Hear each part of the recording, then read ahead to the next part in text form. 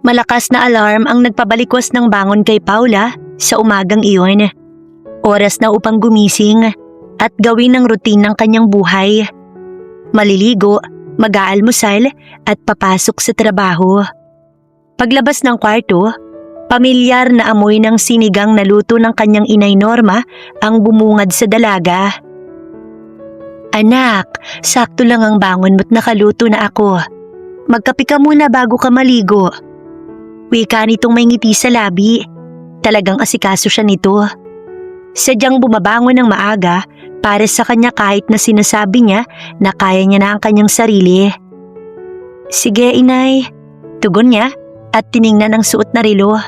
6:00 pa lamang at 7:00 ang first period niya.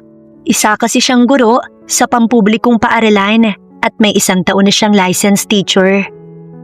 Pagkuway matapos naghilamos at mag-toothbrush, nagtimpla na rin siya ng kape at sinabayan ng subo ng sinangag nito. Pritong itlog ang paborito niyang ulam. Sumabay ka na kay Nolan pagpasok sa trabaho anak. Sabi ko sa kanya katukin ka. Habang nagtitimpla ng sariling kape, ay wika nito. Wag na inay, nakakahiya kay Nolan, namamasada pa yon. Tugon niya, lalo na at may mga service din itong bata na hinahatid sa eskwelahan.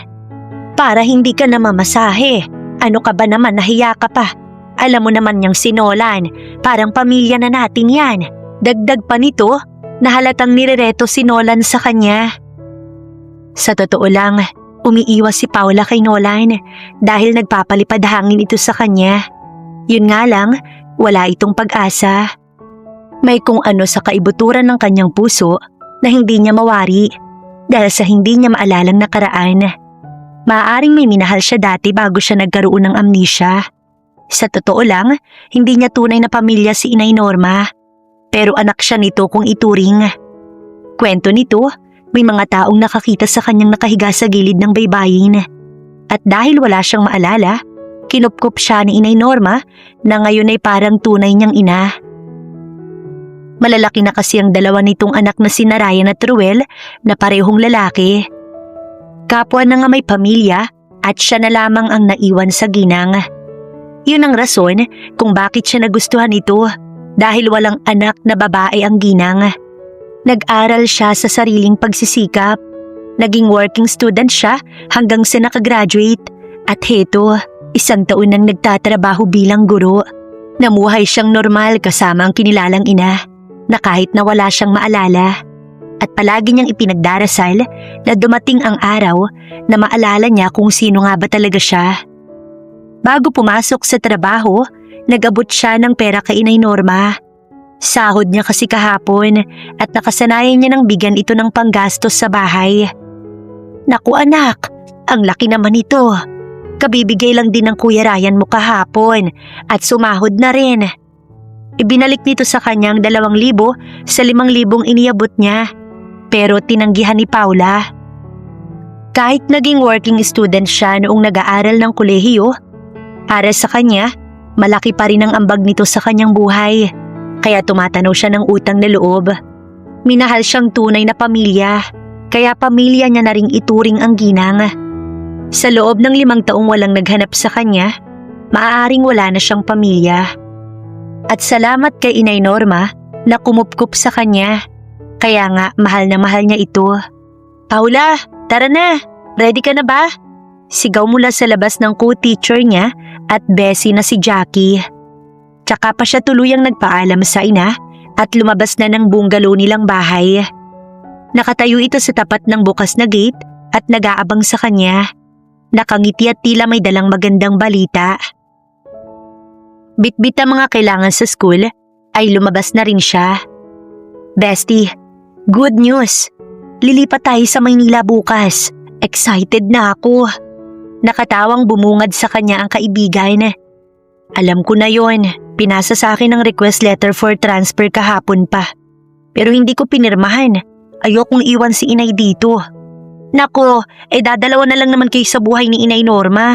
Kaya nga kahit saan ka pa magpunta, pwede mo siyang isama. Bestie, mas malaki ang rate sa Maynila no? Kaya gora na tayo.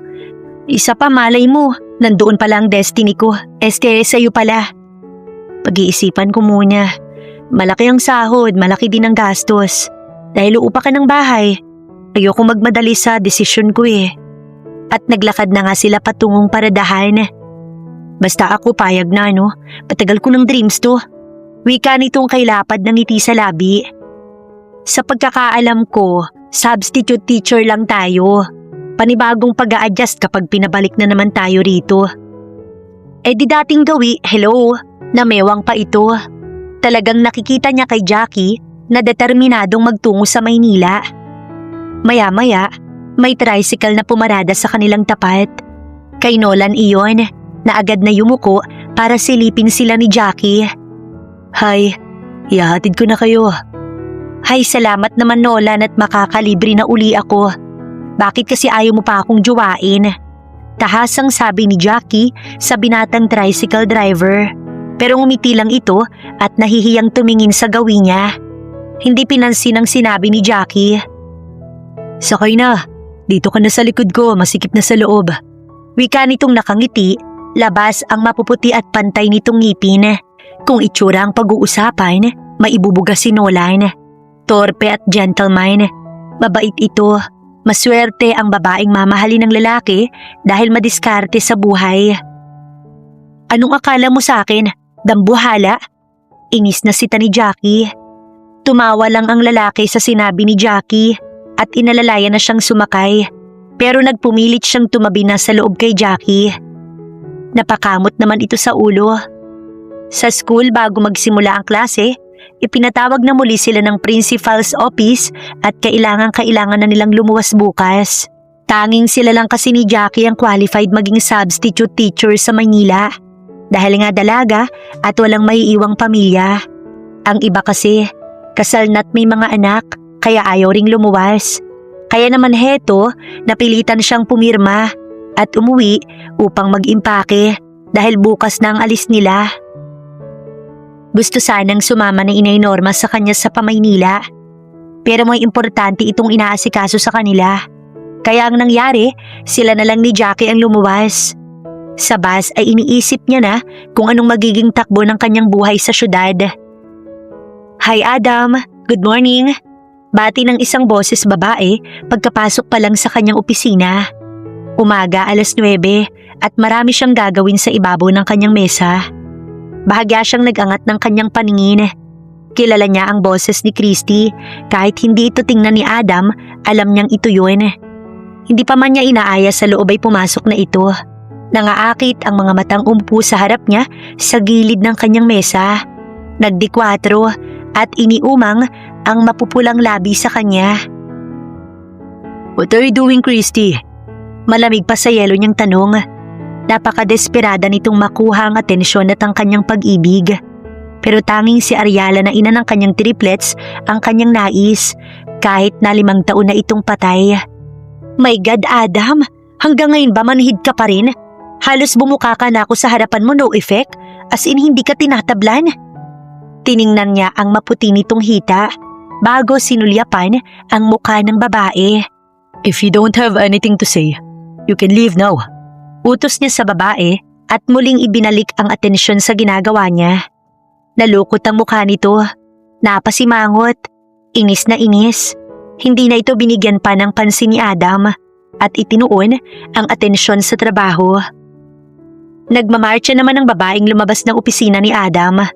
Ilang taon na ba siyang nagpapapansin sa lalaki? 5 taon na, simula nang mamatay si Ariela. Napabuntong hininga naman si Adam nang makalabas ang babae at bahagyang napailing.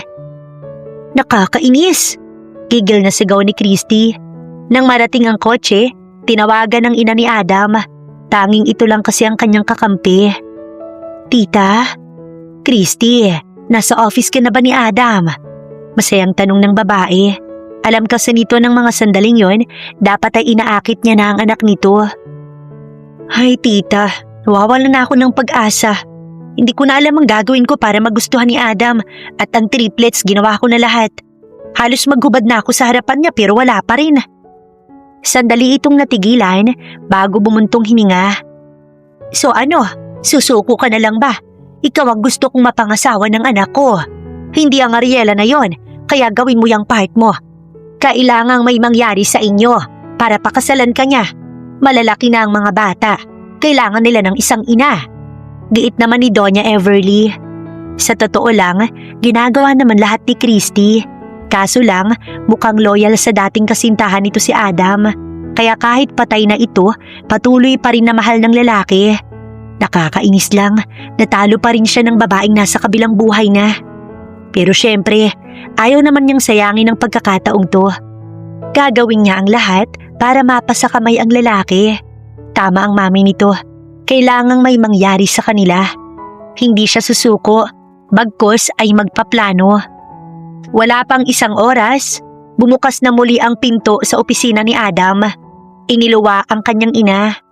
Adam, galing dito si Christy. Ano ka ba naman, Adam? 5 taon na siyang naghihintay sa'yo. Bakit hindi mo siya bigyan ng pagkakataon? Pakasalan mo siya at hindi mo yun pagsisisihan. Mabuti siyang babae. If you were to be married to someone you don't love, what did you feel, Mom? Tiin nitong napatitig sa kanya. Ikaw ang concern ko dito, Adam, at ang mga bata. Emotional connection would be a part of marriage, Mom. If you ever think about it, how could it ever grow into meaningful relationship over myself and my partner without love? Ito ba ang nais nyo? Ang pilitin ako ikasal sa babaeng gusto nyo para sa akin? Bakit ba sarili mo na lang palagi ang iniisip mo, Adam?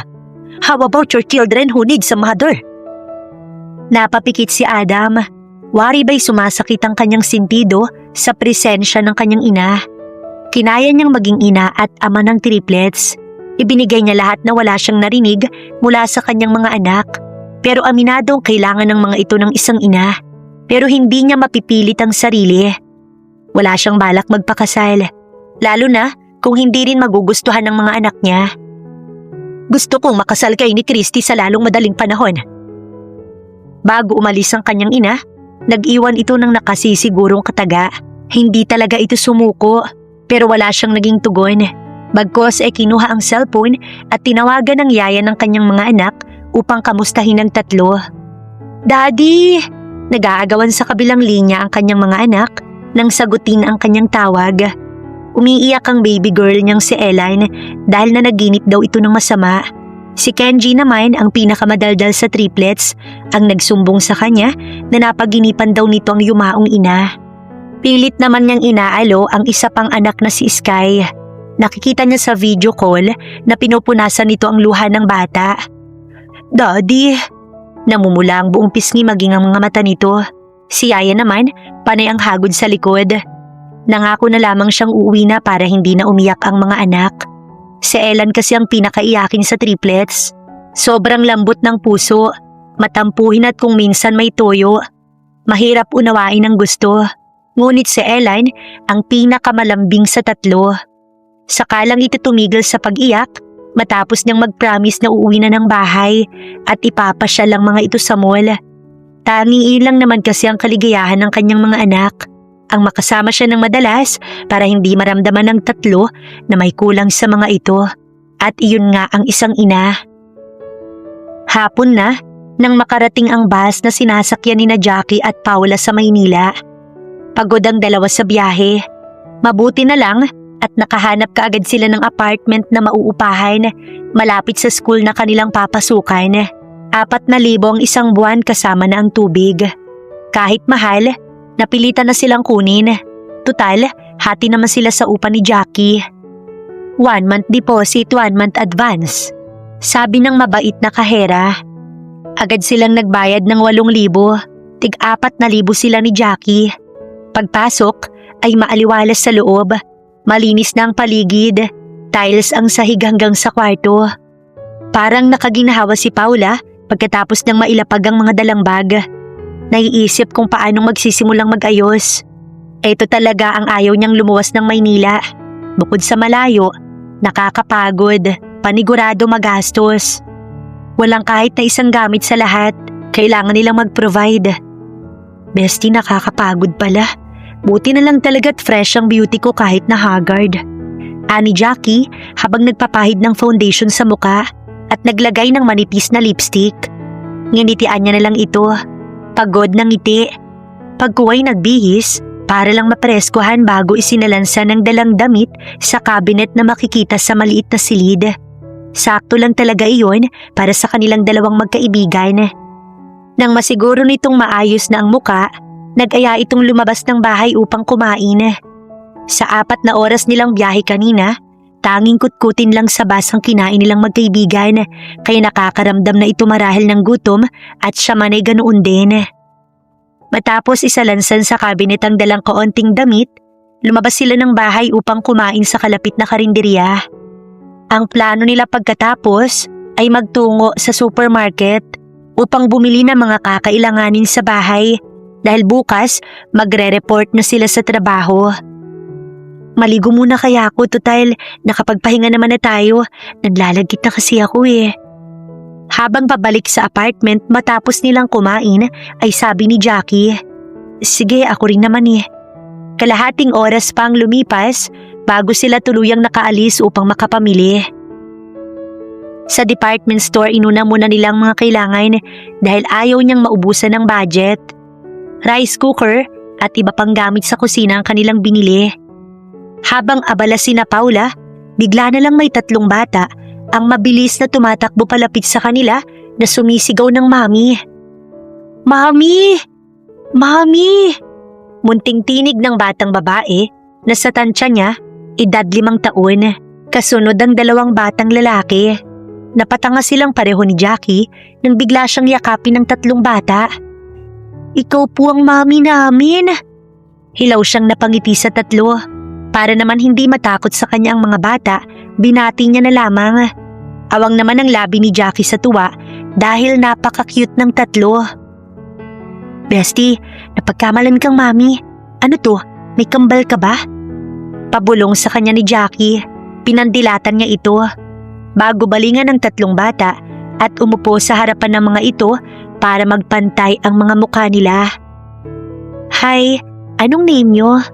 Pinagsalit-salita niyang tingnan ng mga bata. Hindi pa man nakakasagot ang batang babae, niyakap na siya nitong naglambitin pa sa kanyang leeg. "Ikaw po ang mami namin. Sumama ka po sa amin para makita niyo po sa portrait. Ikaw po yun." Umiiyak na sabi ng batang babae nang sinang-ayunan naman ng 2 batang lalaki. Paulit-ulit na tumango. Nagkatingin na naman silang 2 ni Jackie. "Okay, sige. Naniniwala na ako. Pero okay lang ba wag ka nang umiyak at baka isipin nila inaaway kita?" Pangalo niya sa batang babae. Hinagod niya ang likod nito para huminto sa pag-iyak. Ninitian at pinahid ang luha sa pisngi ng dalang panyo. Nakikita niya sa mga mata nito ang matinding pangungulila sa isang ina. "Naniniwala ka na po sa amin? It means po, sasama ka na sa amin?" Tanong nito at sa wakas, bahagya ng umiti. Ang 2 batang lalaki na kasing cute din ito ay napangiti rin. "Teka lang ha, paano nga pala kayo nakapunta dito? Sino ang kasama ninyo?" "Kasama po namin si Daddy pero may kausap lang po siya sa cellphone. Halika mami, nandoon na siya." Sabi ng batang lalaki na hindi niya pa nakikilala ang pangalan. Agad pinagtig-isahan ng kanyang kamay ng mga ito at pahilang dinala kung saan. "Bestie, wait, teka, sa exit area ha?"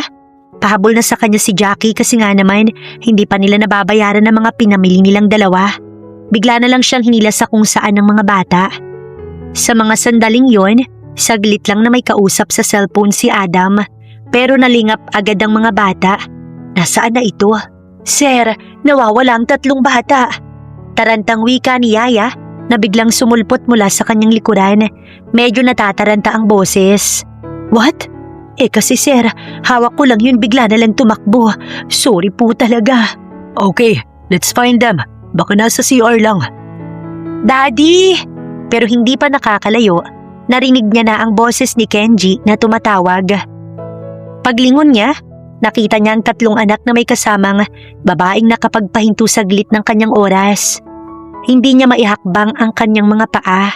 Kahit ang kanyang mga mata, hindi niya maikurap.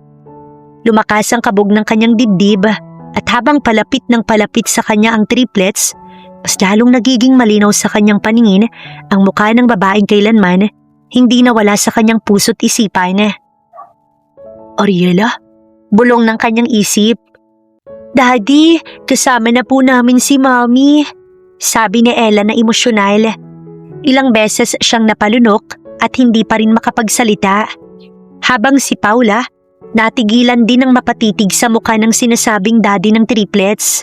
Parang may kung anong puwersa sa kanya na mapatitig sa lalaki.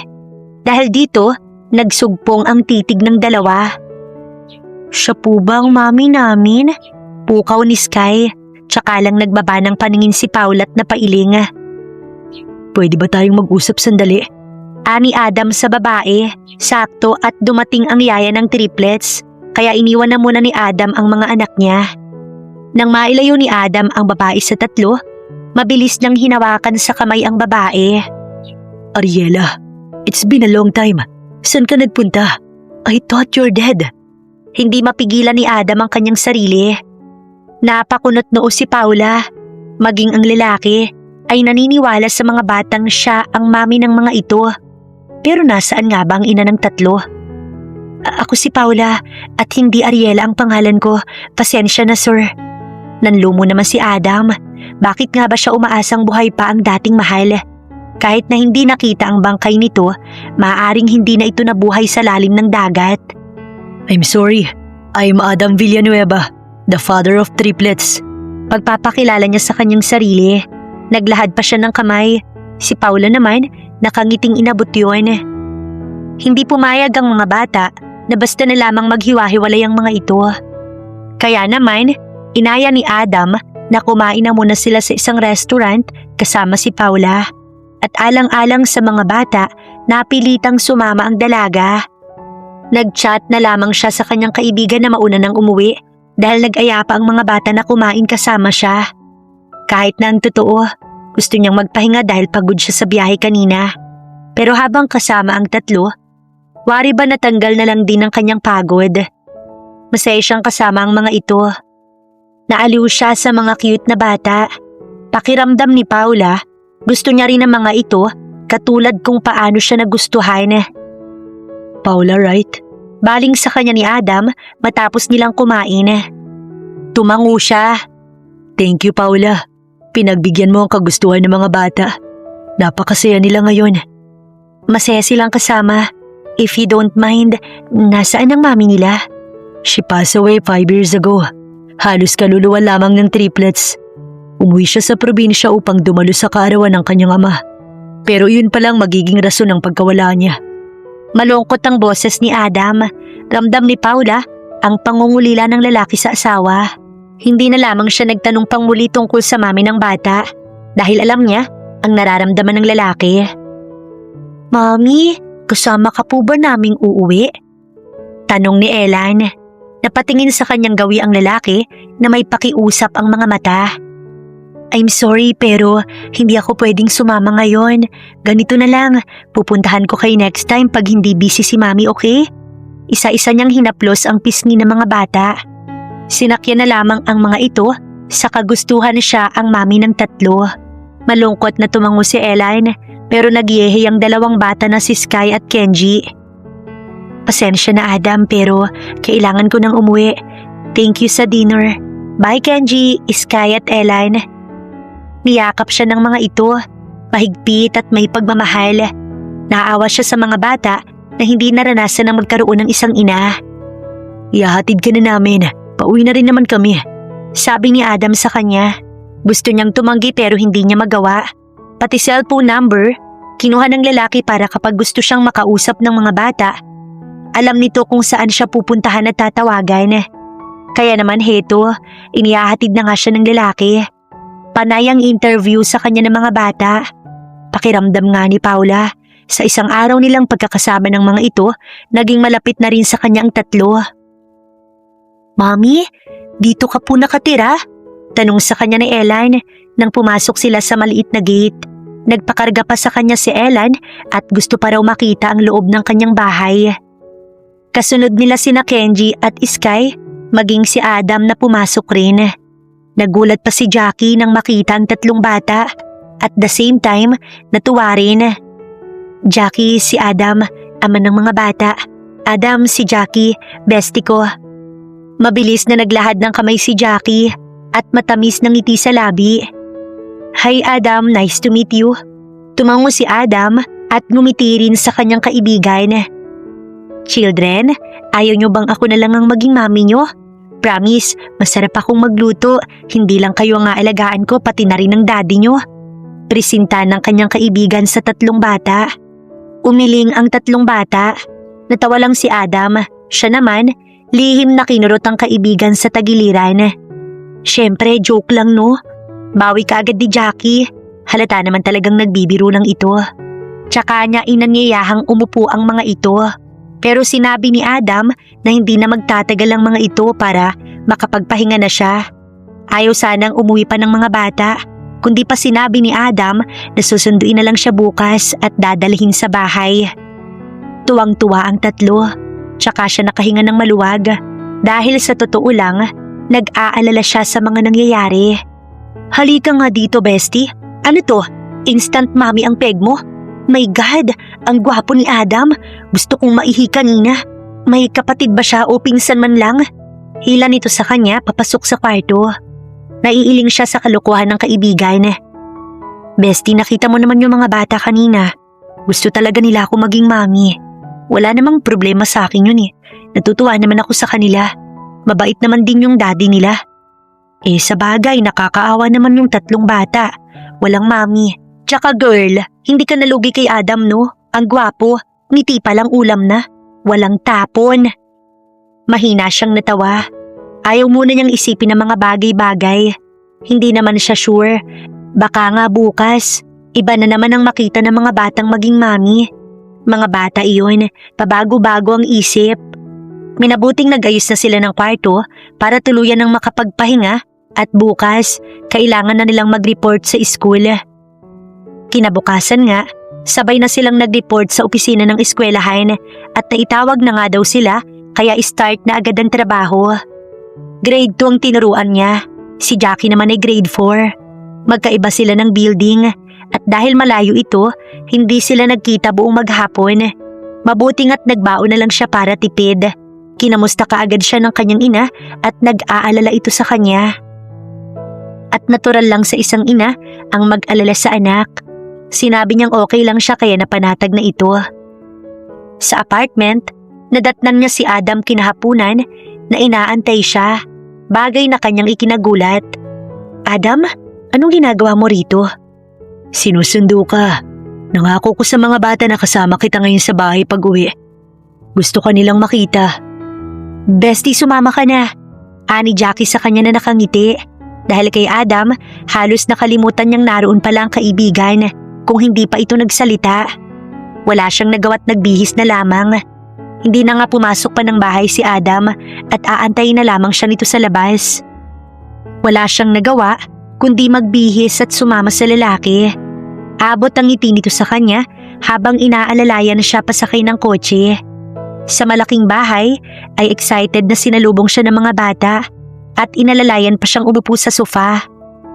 Mommy? Dito ka na po magstay kasama namin ni na Daddy? Tanong ni Ellen sa kanya, may ngiti sa labi, excited at napatingin siya sa gawin ng daddy nito. Please, Mommy. Pakiusap naman ni Kenji. Matagal siyang nag-isip bago sumagot ng okay, para lang mapasaya ang mga bata. Kaya nga hindi matatawaran ang sayang rumihistro sa mukha ng tatlo dahil sa sagot niya. Tuluyan na nga siyang napasubo.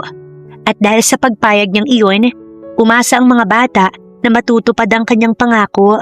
Pero sinabi niya sa tatlong bata na kailangan niyang umuwi upang kunin ang kanyang mga gamit para na rin kausapin ng kaibigan na lilipat na kahit alam niyang mahihirapan ito, lalo at mag-isa na lamang umupa sa bahay. Thank you, Paula. Wika ni Adam sa kanya nang makausap siya nito ng solo. Inanyayahan siyang makasabay ng mga bata kumain ng dinner at pinagbigyan niya naman ang mga ito. Kaya gabi na siya naihatid ni Adam. You're welcome, Adam. Ginagawa ko lang talaga to para sa mga bata. I know. Kung hindi mo mamasamain, marry me, Paula. I give you 10 million. Kapalit ng pagiging temporary mother ng mga anak ko. Walang gatol ang boses ni Adam na ikinaawang ng kanyang mga labi. 10 milyon? Please, Paula. Huwag mo kong tatanggihan.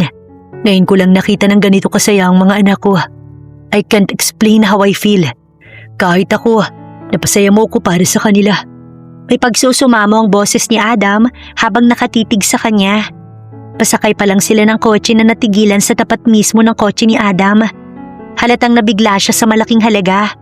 Sino bang hindi malulula sa 10 milyon sa loob ng 1 taon niyang pagiging guro? Hindi pa siya nakahawak ng ganito kalaking halaga. At siguro, kahit anong gawin niyang kayod, mananatiling mababa ang sahod niya at hindi siya magiging milyonarya katulad ng inaalok ni Adam sa kanya. I let you think about it, Paula. Bukas susunduin ulit kita sa hapon at gusto kong makuha ang kasagutan mo. Adam, hindi kaya masyado kang nagmamadali? Kasal? Make it fake marriage. Para lang makita ng iba na legal ang pagtira mo sa bahay ko without any issue. I know magtataka din si Mami. Kapag okay na ang lahat, pwede ka nang umalis. Ako na ang bahalang mag-explain sa mga bata. Kapag malalaki na sila, mauunawaan na nilang mga pangyayari. 1 oras ang nakalipas, nasa kwarto na si Paula. Hindi pa rin mag-sink in sa isip niya ang pangyayari. Anong balita, Bestie? Mukhang kanina ka pa nag-iisip dyan ah. Bestie, hindi ko alam ang gagawin ko. I don't know how to decide. Ano kasi? Ibinitin niya ang sasabihin. Kinagat ang ibabang labi. Ano ko bang huhula? Asik nito't kumuha ng lotion at umupo sa kanilang higaan.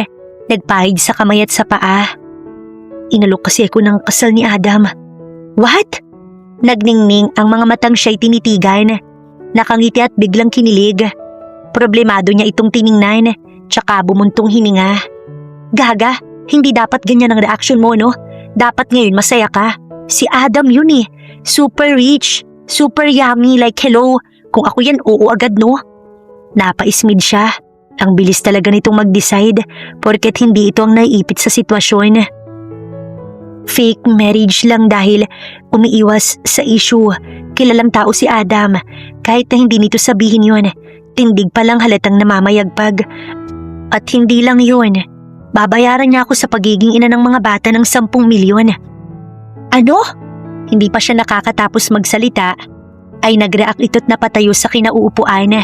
Nabitiwan din ito ang nakatapis na towel. Mabuti at may pang-ilalim naman itong suot. Bestie, sure ka dyan 10 milyon? Instant mom, instant millionaire. Just say yes. Mag-I-do ka na agad, Bestie, at magbakasyon tayo sa Paris. What if napamahal na sa akin ng mga bata? What if may nakilala si Adam na babaeng mamahalin at totoong pakakasalan? At ako hindi na kailangan. Di doon ako eksena. Sasabunutan ko yung babae kung sino man yun.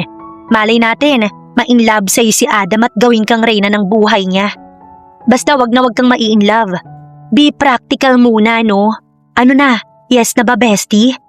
Bumuntong hininga siya at hindi pa rin makapag-decide. Kahit sa pagtulog, ay hindi akalain ni Paula na dadalawin siya ng masayang panaginip. Kita niyang nakaluhod sa kanyang harapan si Adam. May nakalahad na singsing. Nasa mataas silang lugar kung saan matatanaw ang nagagandahang ilaw sa ibaba. Ariela, will you marry me? Dinig niyang sabi ni Adam. Ang lawak ng ngiti niya, pero ang kanyang mga luha gustong pumatak mula sa kanyang mga mata. Nararamdaman niyang napakasaya niya. Adam, yes. Mabilis nitong isinuot ang singsing sa kanyang daliri bago ito tumayo upang siya yakapin. I love you, Ariela. I love you so much. Thank you. I love you too, Adam. Mas mahigpit siyang yumakap sa lalaki. Matagal silang nagkatitigan. Nangungusap ang mga mata nito at kita niyang unti-unting inilalapit ni Adam ang labi nito sa kanya. Ilang beses siyang napalunok nang lumapat ang malambot nitong labi. Tsaka siya napabalikwas ng bangon. Panaginip. Dama pa niya ang mabilis na tibok ng pulso at mainit na labi ni Adam sa kanyang labi. Marahan niyang dinama iyon. Bakit parang totoong hinalikan siya nito? Ariela? Bulong niya nang maalala ang pangalan nitong binanggit. Yun din ang pangalang sinabi nito sa kanya sa mall. Totoo nga kayang kamukha niya ang dati nitong asawa, kaya nagustuhan siya ng mga bata? At dahil hindi na makatulog, bumangon na lang siya ng tuluyan. 4:00 na iyon ng umaga. Gumawa na lang siya ng lesson plan kaysa matulog muli. Nag-init na rin siya ng tubig para sa kape. Pero kapag naaalala si Adam, napapatigil siya saglit. Hindi niya naiwasang balikan sa isipan ang magandang panaginip. Tila ba totoong nangyari sa kanya ang panaginip niyang yun?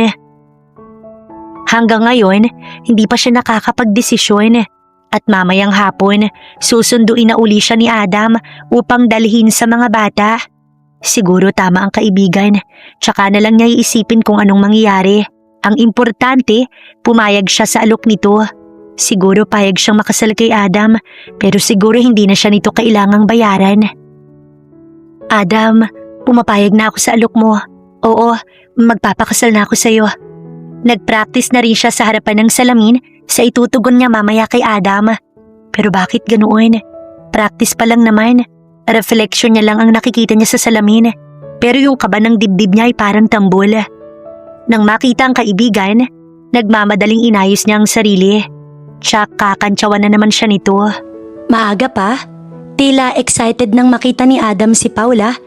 Kaya nga maaga siyang nagdesisyong umalis sa office upang sunduin ito. Kaso biglang dumating si Christy. You again? Katulad ng mga nakaraang araw, kung paano niya ito tratuhin, ganoon din ang kanyang bungad kay Christy. Yes, dinadalaw ka. Miss na kita, Adam. Commending itong lumapit sa kanya at takmang ikakawit ang braso sa kanyang leeg. Ngunit mabilis niya iyong naiwasan. Pinigilan ng babae sa paglapit sa kanya. I'm sorry, Christy, pero paalis na ako't nagmamadali. Sumama ang timpla ng mukha nito. At saan ka naman pupunta? It's none of your business. Tinalikuran ito ng lalaki. Pero mabilis na inaharang ni Christy ang sarili sa pintuan. Well, galing ako sa bahay at kinamusta ko ang mga bata. Nagpromise ako sa kanila na ipapasyal natin, so sasama ako sa'yo. Makulit nitong sabi na ikinawit ang isang braso sa braso ni Adam, tsaka iginiya palabas ng pinto. Saktong tumunog ang kanyang cellphone at tumatawag ang kanyang ina. Napabuntong hininga siya nang sagutin yun at sinabing nasa restaurant ito kasama ang mga anak niya.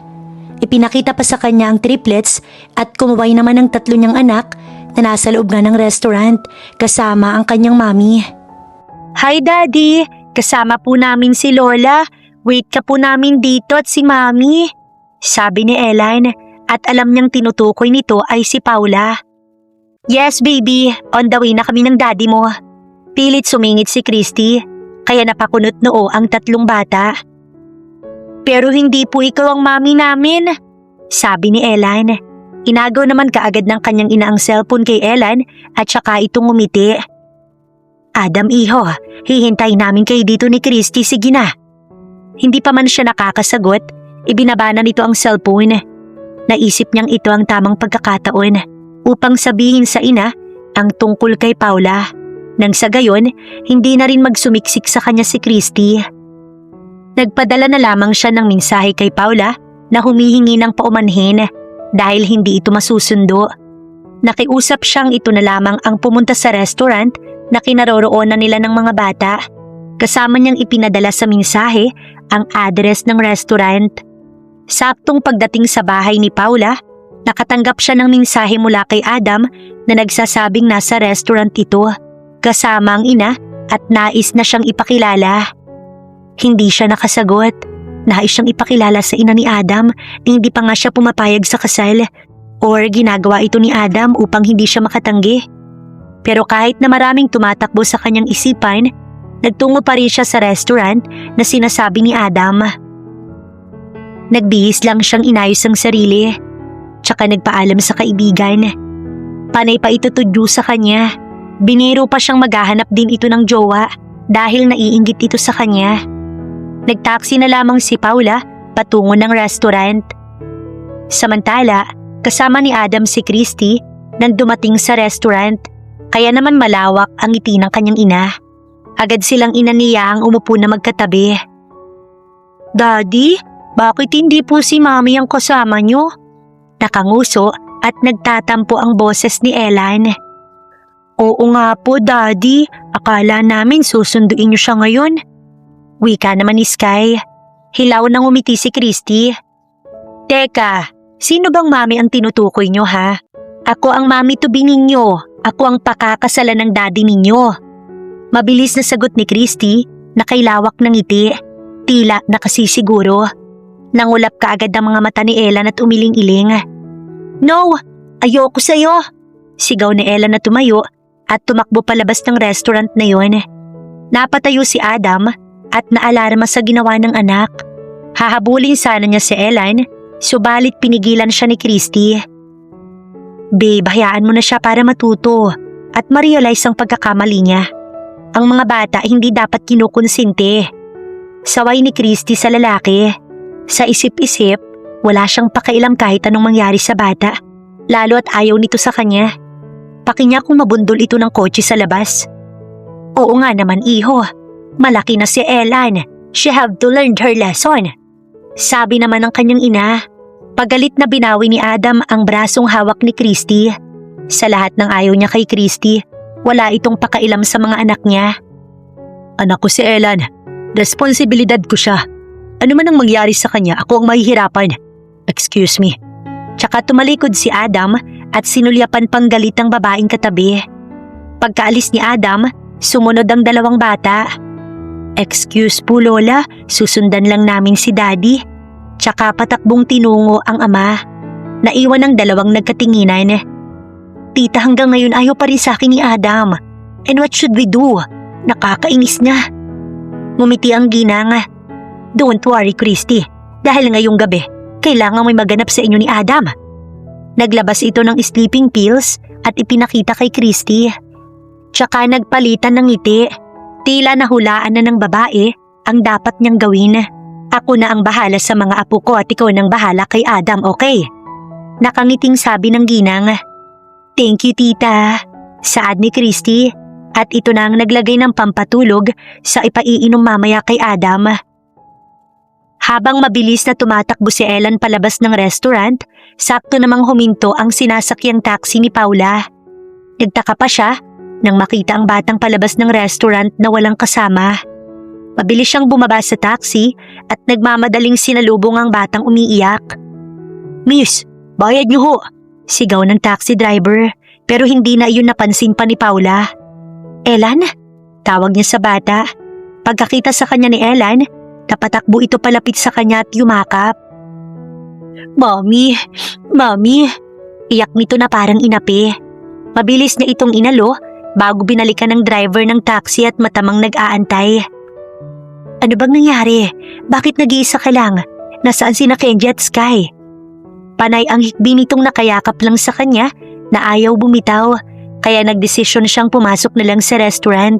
Pero saktong palabas na si Adam at napatakbo palapit sa kanila. Adam, anong nangyari? Bakit umiiyak si Ellen? Mommy? Bago pa makasagot si Adam, ay narinig nilang galak na sumisigaw sina Kenji at Sky nang magkasunod na lumabas ng restaurant at patakbong yumakap din sa kanya. Siguro, lumipat na lang tayo ng restaurant, deklara ni Adam. Tsaka na lang niya ipakikilala si Paula sa ina kapag sila lang at hindi kasama si Christy. Sige po Daddy, sumangay naman ang dalawang bata. Si Ellen huminto na sa pag-iyak at nakipaghabulan na pasakay ng kotse. Nagtataka pa rin si Paula kung bakit umiiyak si Ellen, pero ipinaliwanag naman iyon sa kanya ni Adam. Kaya nawala ang kanyang pag-aalala sa bata, tsaka sila sabay na nagtungo sa kotse.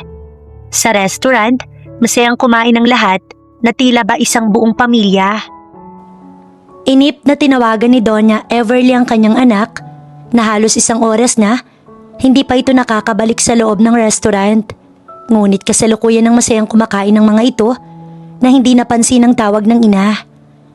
Inip naman ang dalawa sa loob ng restaurant na sa tagal umuwi na lamang. Galit na pinuntahan ng Donya ang anak sa bahay nito upang kumprontahin. Ngunit katulong ang kanyang nadatnan. Hindi pa ito dumating kasama ang mga bata, kaya nagpa siya siyang intay na lamang ang mag-aama. Hindi nagtagal, dumating ang mga ito. Paula, thank you. Napasaya mo na naman ang mga anak ko. Matapos mag-dinner, sumama pa si Paula kina Adam para lang mapagbigyan ng mga bata sa kagustuhan nitong siya ay makasama.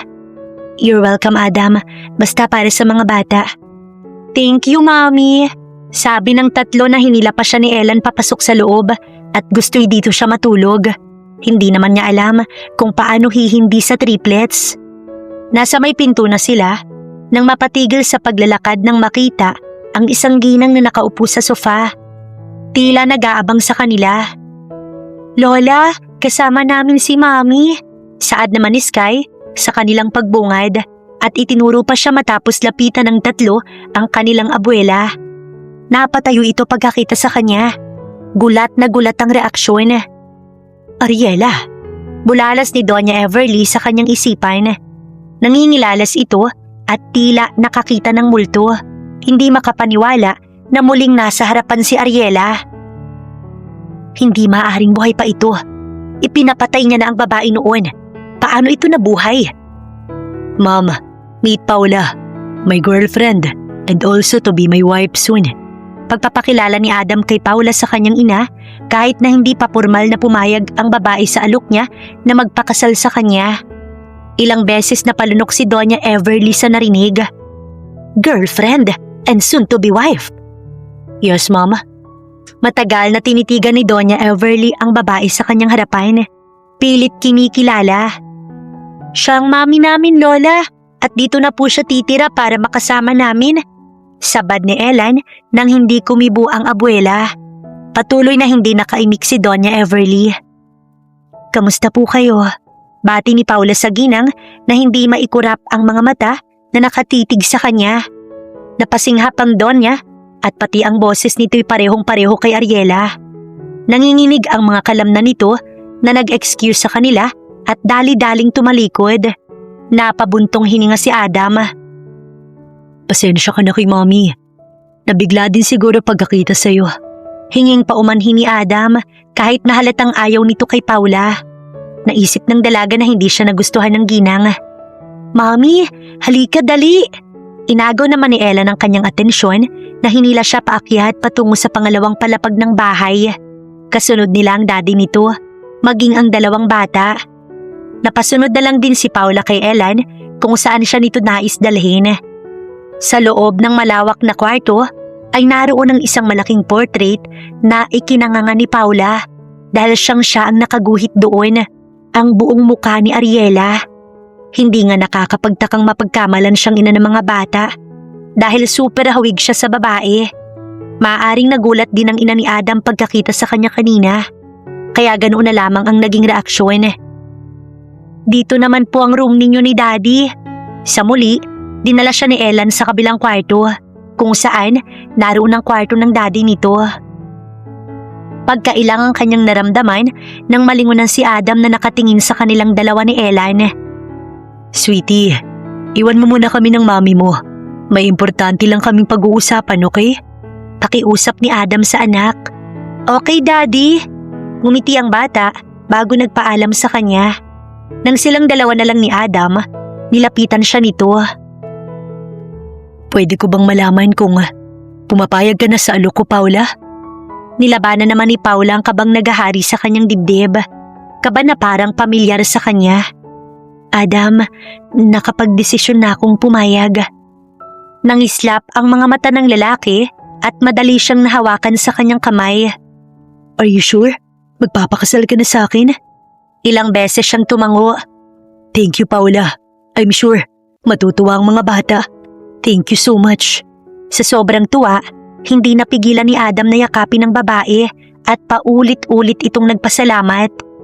Nagulat naman si Paula at hindi alam ang magiging reaksyon sa ginawa ni Adam. Ang bango nito at masarap pala sa pakiramdam na yakap siya ng lalaki. Sinabi kaagad ni Adam na aasikasuhin ang kanilang peking kasal. Habang si Doña Everly, tinawagan ng lalaking inutusang patayin noon si Ariela. Gusto niyang makasiguro na ang Paula na ito at Ariela ay magkaiba dahil kapag nagkataon, muli niyang ipapakiti lang buhay nito. Matapos ang fake marriage ni na Adam at Paula, tuluyan na ngang lumipat sa bahay ng lalaki ang dalaga. Kahit na nararamdaman ni Paula na hindi siya gusto ng ina ni Adam. Kasabay na naihulog sa kanyang bank account ang 10 million Kapalit sa kasal na yon, kahit na maraming beses tinanggihan ni Paula ang malaking halaga. Ang kagandahan, hinayaan pa rin siya ni Adam magtrabaho. Dahil kaya naman niyang pagsabayin bilang isang ina ng 3 bata. Halos sabay silang pumapasok sa school ng mga ito dahil nag-aaral na rin ng triplets. Pero driver at si Yaya lamang ang kasama ng 3 bata. Inihahatid siya ni Adam sa school na parang tunay na asawa. Kahit na peke ang kanilang kasal, ay ipinapakita ni Adam sa kanya ang tamang pagtrato at respeto bilang asawa. Napakaswerte ni Ariela na minahal ng lalaki. Sayang lang at maaga nito iyong kinuha ng nasa itaas. Sa loob ng 1 linggo bilang fake wife ni Adam, wala naman siyang naging problema, maliban sa kanyang hilaw na biyanan. Tahasang sinabi nitong ayaw sa kanya at hindi hahayaang maging masaya sa piling ni Adam. Hindi naman kasi alam ng matanda na hindi sila totoong kasal nito, kaya si Paula deadma lang. Maliban sa hilaw na biyanan, may isa pa siyang problema. Isang babaeng may gusto kay Adam at siya'y kinamumuhian. Ito ay si Christy.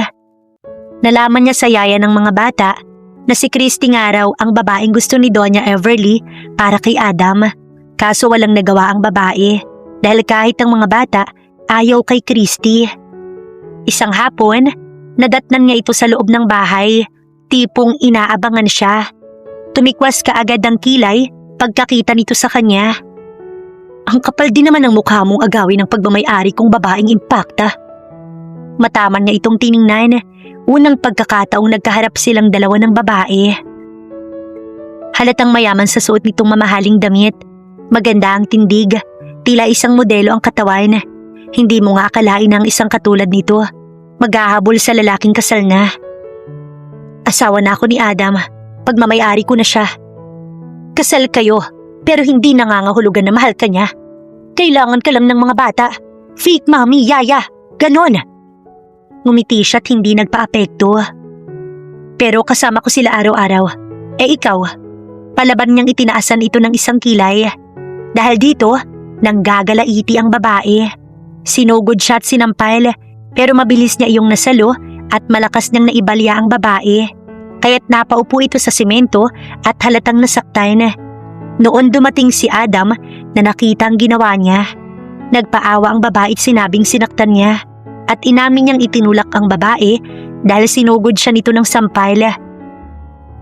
Inalalayan naman ito na itinayo ni Adam. Christy, umalis ka na.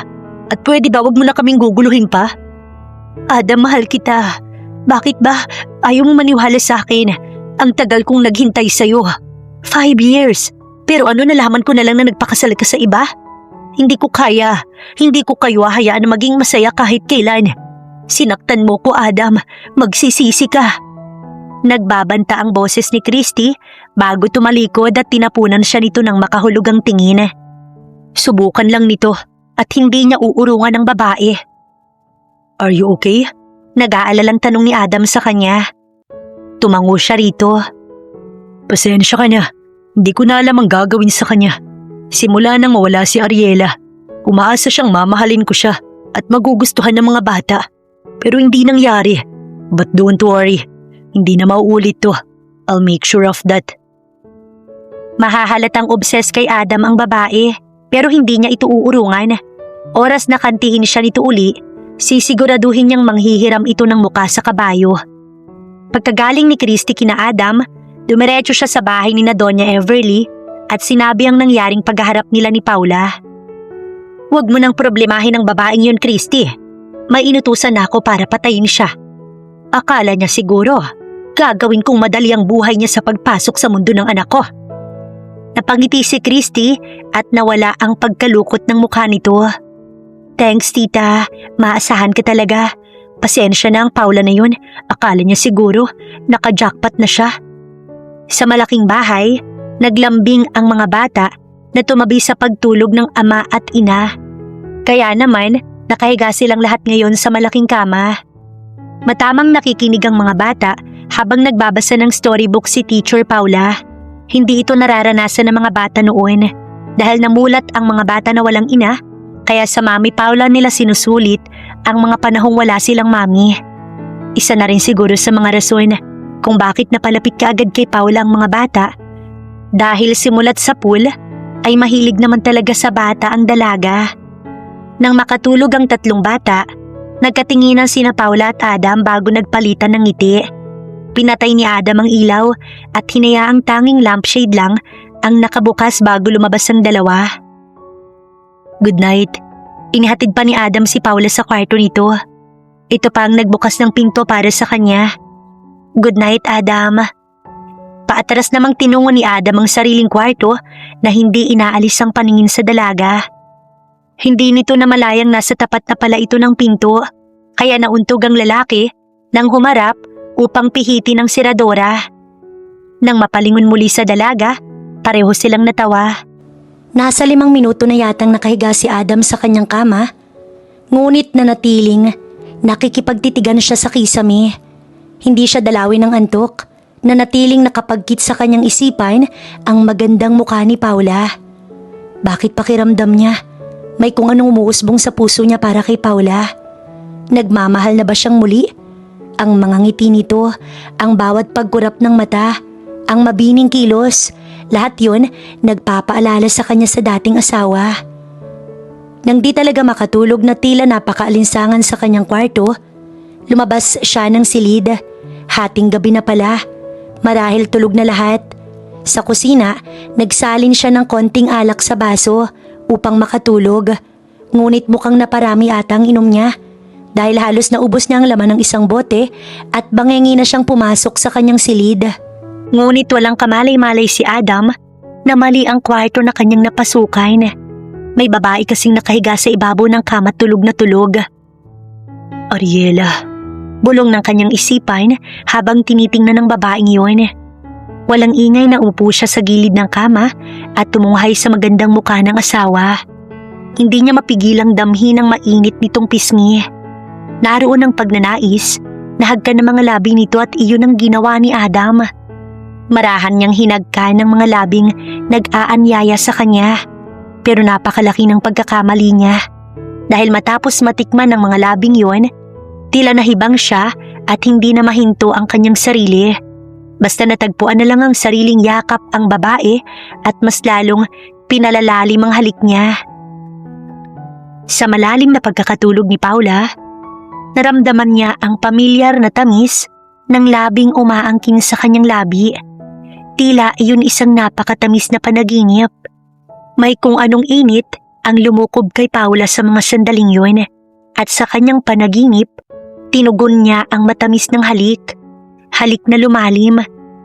Wari ba'y inilubog siya sa kumunoy at hirap ng makaahon. Ilang sandali pa, nagawa nga nila ang bagay na iyon. Ang bagay na ginagawa ng mag-asawa. Kinabukasan, kapwa nagkagulatan ng dalawa nang magisna ng isa't isa. Adam! Nanlaki ang mga mata ni Paula pagkakita sa lalaking nasa kanyang silid. Ito man nanlaki din ang mga mata. Nagulat at nasa po ang sentido. Paula, I'm sorry. I was drunk last night. Pabulong ni Adam na nauutal, hindi makapaniwalang nagawa niya iyon sa dalaga. Napayakap sa sarili si Paula at namumulang tiningnan si Adam. Hindi siya nananaginip kagabi. Kung totoong may nangyari sa kanila ni Adam, patunay na wala siyang saplot, nagkalat ang kanyang mga damit. Pero paano iyon nangyari? Dali-dali siyang napatakbo sa banyo matapos pulutin ang kanyang mga damit. Wala na rin si Adam sa silid sa paglabas niya ng banyo. Sa mga sandaling yon, nasa sariling kwarto nito si Adam at nagpapalakad-lakad. Ano kung may mangyari sa kanila? Asawa niya si Paula. Pwede nilang kalimutan ang kontrata at gawing totoo ang lahat sa kanila. Tama. Matapos maligo, nadatnan niya ang mga batang inihahanda na rin ng babae dahil papasok sa school. Saglit nagtama ang mga titig nila pero agad itong umiwas ng tingin sa kanya. Sa mese wala silang inikan, maliban sa madaldal niyang mga anak. Habang inihahatid si Paula sa school, panay ang sulyap niya rito. Hindi niya alam kung galit ito. Wala siyang makitang ekspresyon sa mga mata ng babae. Paula, hindi siya nakatiis. Habang pababa ito ng kotse, Pinigilan ni Adam ang kamay ng babae. Yung nangyari sa atin kagabi, ginusto ko yun, not just because I was drunk. Nakatitig nitong sabi kay Paula. Medyo guilty.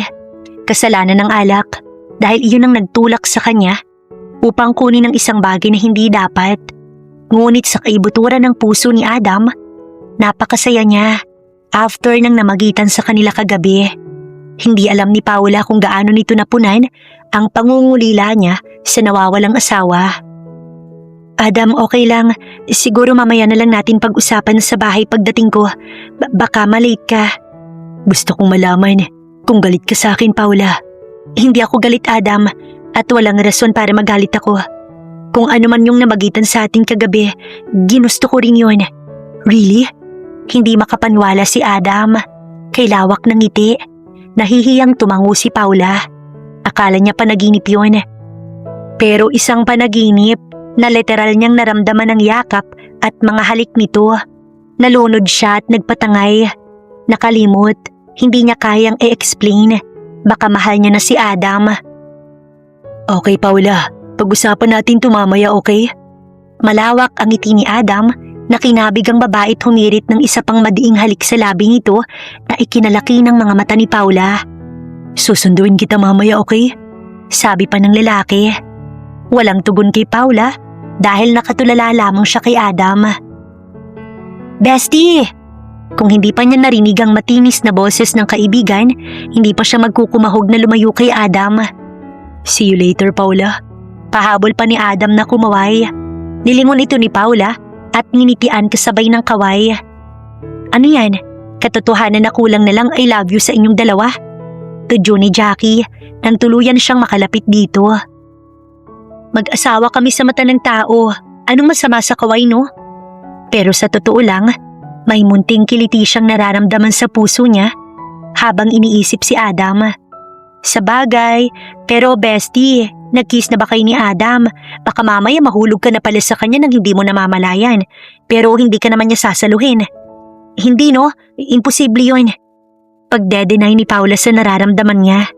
Tsaka na lang siguro niya sasabihin ng totoo kay Jackie kapag sure na siya sa kanyang feelings para kay Adam. Nagkibit balikat lang ito tsaka sila sabay na pumasok sa loob ng campus. Nang lumipat siya ng bahay kina Adam, nagplano ang kaibigan na tapusin lang ang 2 buwan at balak nitong mag-bed space dahil mahal ang apartment. Pero sinabi niyang wag nang lumipat dahil gusto niyang paluwasin ang kanyang ina sa Maynila para sila ay magkita. Dahil panigurado, mahihiya ito kung sa malaking bahay ni na Adam niya ito patutuluyin. Tutulungan na lamang niya ang kaibigan sa upa. Nang sa gayon, hindi ito mahirapan. Maghapon, okupado ni Adam ang isipan ni Paula. Panay kasi chat ng lalaki na nababasa niya sa tuwing break time at hindi niya maiwasang mapangiti. Si Adam naman ay ganoon din. Kahit nasa meeting, kapag nag-vibrate ang phone, agad sinisilip iyon na tumaasang mensahe ni Paula ang mabubuksan niya. Gusto niyang hilahin ang oras upang dumating ng hapon.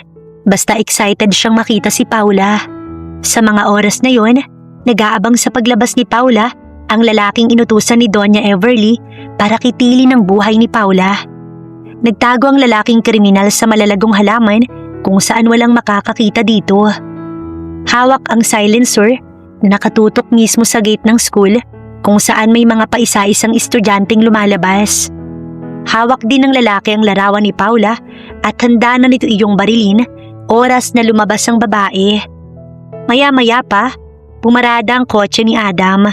Mas maaga itong sumundo kaysa sa dati. Nakangiti at excited na inilabas ang isang punpun ng bulaklak na ibibigay niya sa babae. Lumapit ang lalaki sa guardhouse at nagpakilala sa naka-duty na lalaki. Sir, sumaludo pa ito sa kanya at pinayagan siyang pumasok sa loob na puntahan kung saang classroom nagtuturo si Paula. Nagpasalamat naman siya sa gwardya. Habang patungo si Adam sa classroom na pinagtuturuan ni Paula, ay nagtanong-tanong siya sa mga nakakasalubong na mga bata. Mabuti at kilala ng mga ito ang dalaga. Isang batang babae ang nagdala sa kanya. Iilang teacher ang napapatingin sa kanyang gawi sa tuwing mapapadaan sa mga classroom. Nang marating ang classroom na kinaroroonan ni Paula, napangiti siya nang masilip ito sa loob. Kasalukuyang nag-aayos ng mesa ang babae at ilang estudyante ang naglilinis ng classroom. "Teacher Paula, may naghahanap po sa inyo," sabi ng batang kasama niya. Napatingin si Paula sa gawin ng bata. "Sino?" "Ako." Tsaka pamarahang pumasok si Adam sa loob ng classroom. Napaangat ng paningin si Paula at napangiti pagkakita kay Adam. Na-surprise ito nang hindi inaasahan na makikita ang lalaki mismo sa classroom. "Adam, para sa'yo." Inabot kaagad ni Adam ang dalang bulaklak para kay Paula. Dahil dito, nakangiti ang lahat ng mga estudyante na nakatingin sa dalawang couple. "Thank you." Hindi maiwasang mag-blush ni Paula at kinilig sa presensya ni Adam. Matama namang nag-antay si Adam hanggang sa matapos si Paula. Tinawagan niyang yaya ng mga bata at sinabing i-ready ang mga anak at sa labas sila kakain. Susunduin na lang ang mga ito. Samantala, ang lalaking nag-aabang sa paglabas ng target ay kanina pa naiinip at nakakaramdam ng pagkaihi. Saglit na itinago ang baril sa kanyang bag at saglit na naghanap ng CR. Sa pagkakataong yun naman, lumabas si Paula kasama si Adam mula sa classroom at ilang estudyante. "Bye Teacher Paula, bye Sir Adam." Kaway ng mga bata sa dalawa bago lumapit sa kani-kanilang sundo. Kinawayan naman ni Paula ang tatlong bata. Maging si Adam, kumaway na rin sa tatlong bata bago nila tinungo ang nakaparadang kotse. "Dadaanan lang natin ang mga bata. Sa labas tayo kakain ng dinner." Habang inaalalayan ng babae wika ni Adam, eto na rin ang naglagay ng seatbelt sa babae. Sa pagkakataong magkasama sila ni Paula, parang gustong tutuhanin ni Adam ang tungkol sa kanila. Sure na siyang may special siyang nararamdaman para sa babae. At iyon ang aaminin niya mamaya kay Paula. Si Paula naman, hindi maipaliwanag ang sayang nararamdaman sa mga sandaling yun. In love na talaga siya kay Adam. Nang makaalis ang sinasakyan ng dalawa, siya namang pagdating ng taong inutusan ni Donya. Pero sarado na ang gate ng eskwelahan. Wala nang tao sa loob. Saglit niyang tinanaw ang gate pero wala nang lumalabas kahit na estudyante. Napapakamot ng ulo ang lalaki. Naisip na baka nakauwi na ito. Di bale, bukas hindi siya aalis hanggat hindi magagawa ang kanyang plano. "Excuse me, anong kailangan nila?" Puna sa kanya ng gwardya. Napansin siya nitong pasilip-silip sa loob. "Nandyan pa ba sa loob ng paaralan ng babaeng to?" Tanong ng lalaki sa gwardya na ipinakita ang larawang hawak. "Si Ma'am Paula." "Wala na sir, sinundo na po ng asawa." "Ganun ba? Salamat." Tsaka nagmamadaling tumalikod ang lalaki. Sinundan pa ito ng tingin ng gwardya. Kapansin-pansin ang kilos ng lalaki, kaya medyo naghinala ito. Ang Donya naman, excited na nag-aantay sa magandang ibabalita ng lalaking kanyang inutusan. Umaasang hindi ito papalpak. "Pasensya ka na Paula, kailangan mong mawala sa mundong ibabaw. Parusa yan sa pagpasok mo sa buhay ng anak ko." Bulong ng Donya. Matapos mag-dinner sina Paula at Adam, kasama ang mga bata, tumuloy sila sa isang park at naglatag ng sapin kung saan pwede silang pumwesto at hinayaan nilang maglaro ang mga bata. "Paula," hindi nag-aksaya ng panahon si Adam at nais ipagtapat ang nararamdaman para sa dalaga. Bahagya itong lumapit sa kinauupuan ni Paula, yung magkadikit na halos ang mga katawan nila. Napatingin naman si Paula sa seryosong mukha ni Adam. "I think I'm in love with you. Gawin na nating formal ang lahat, Paula. I don't know what to say or we're going to start but I'm serious. Gusto kong pakasalan ka ng totoo." Mas lumapit pa si Adam sa babae at hinawakan ang kamay nito at dinala sa labi. Marahan iyong hinagkan. Umaapaw naman ang matinding saya sa puso ni Paula na tila pamilyar sa kanya. Nang makita ng triplets ang tagpong yun, nagkangitian ng tatlo at sumenyas. Nagtago sa mayabong na halaman kung saan pwede nilang panoorin ang kanilang mami at daddy na super sweet habang nag-uusap. May malapad ng ngiti ang mga ito at tila kinikilig. Ang sweet ni Dad, nakita mo yun? Humahagik-gik si Sky at Elaine. Yes, nakita ko. Dapat magkaroon na tayo ng kapatid and triplets din. Ani Elaine. Yes, dapat hayaan na muna sila. Naghagik-gikan ng mga ito habang ang dalawa magkatitigan. Mahal na rin kita, Adam. Hindi ko alam kung kailan nagsimula, pero nararamdaman ko. Alam mo bang sobrang saya ko ngayon? Pag-amin ni Paula. At dahil narinig yun ng tatlong bata na patuloy na nagtatago sa may halaman, mas lalong natuwa ang mga ito. Nagningning ang mga mata ni Adam sa narinig. Kung ganun, willing ka bang magpakasal uli sa akin? Tumangutango ang babaeng may ngiti sa labi. Mas lalong lumapad ang ngiti ni Adam. Thank you, Paula. I love you. Buong pagsuyong niyakap ni Adam ang babae at hinagkan sa noo. I love you too, Adam. Hindi nakatiis ang mga batang nagtatago sa likod ng halaman at napasigaw ng yehey. Nagulat ang dalawa at agad na pahiwalay sa isa't isa. Nakita ni na Adam na patakbo na sa kanilang triplets upang yumakap sa kanilang dalawa. Sobrang saya ng mga ito dahil buo at happy family na sila. Kapwa may mga ngiti sa labi hanggang sa sila ay umuwi. Hanggang ang Donya napasigaw sa gigil nang tumawag sa kanyang inutusang lalaki sa pagpapatay kay Paula. Palpak ang kanyang inutusan. Madam, wag ho kayo mag-alala. Bukas, dalhin mo siya sa akin bukas. Ako nang papatay sa kanya. Isisend ko sa iyo ang address maliwanag.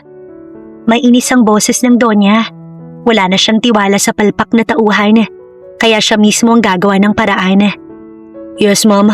Sagot naman ang kanyang tauhan. Marahas na buntong hininga ang pinakawalan ng Donya. Sisiguraduhin niya this time, hindi na siya magkakamali pa.